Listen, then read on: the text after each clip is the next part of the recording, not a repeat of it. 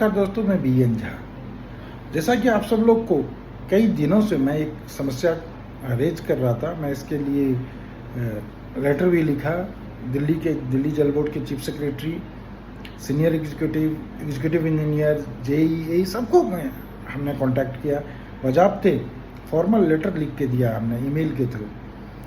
आप सब लोग जानते हैं दशहरा ग्राउंड से बांध की तरफ जो रोड जा रही है उसमें मकान नंबर 239 और 240 के बीच में सीवर का पानी, गंदा पानी सड़क पे है। सबने महसूस किया होगा, सब इधर से गुजरे थे। हाई स्पीड गाड़ी लेके चले जाते हैं बिना परवाह किए हुए। कई लोगों ने शिकायत किया कि भाई, चूंकि मैं भारतीय जनता पार्टी का कार्यकर्ता भी हूँ तो समस्या रेज करते थे, लाजमी है, करना भी चाहिए उनको। लेकिन एक बात की दुख है, किसी ने ये नहीं पूछा कि आखिर ये समस्या हो क्यों रहा है। ये समस्या ओवरलोड के कारण होता है। ओवरलोड हो रहा है। एनटीएस जो नेहरू विहार में आप देखें उसकी जल स्तर बढ़ गया। मुखर्जी नगर में जो मकान है आप देखेंगे ये सिर्फ बरसात में नहीं, ये जल भराव बरसात में नहीं, इवन कि सर्दियों में भी हो जाता है।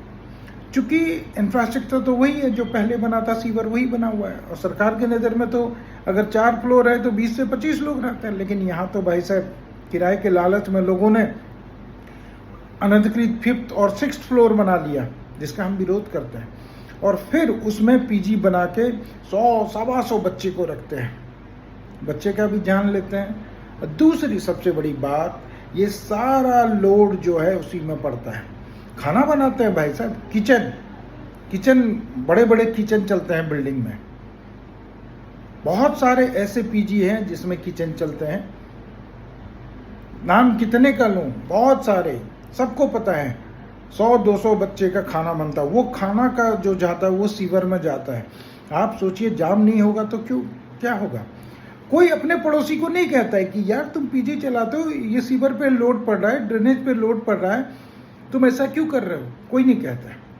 कोई नहीं कहता है सोशल मीडिया पे कि ये समस्या जो है ये यहाँ के ओवरलोड पॉपुलेशन के कारण हो रहा है। कोई चर्चा नहीं, बस समस्या का समाधान वो अपना कमाते रहे, वो अपनी कमाई करते रहे, सीवर को बर्बाद करके उसमें सारे गंदगी छोड़ के।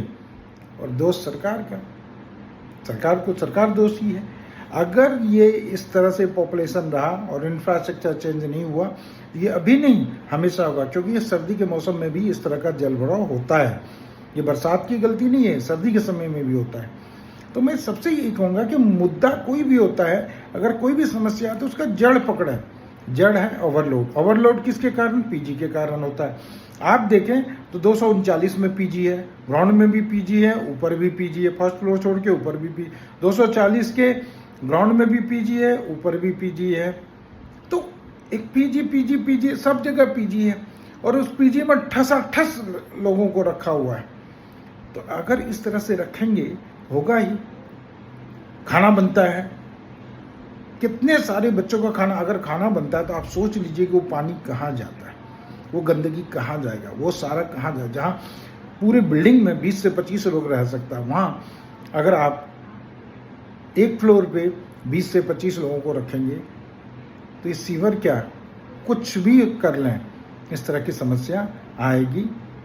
इसीलिए कहता हूँ कि आप समस्या, जो मूलभूत समस्या है उस पर ध्यान दें कि ये क्यों हो रहा है।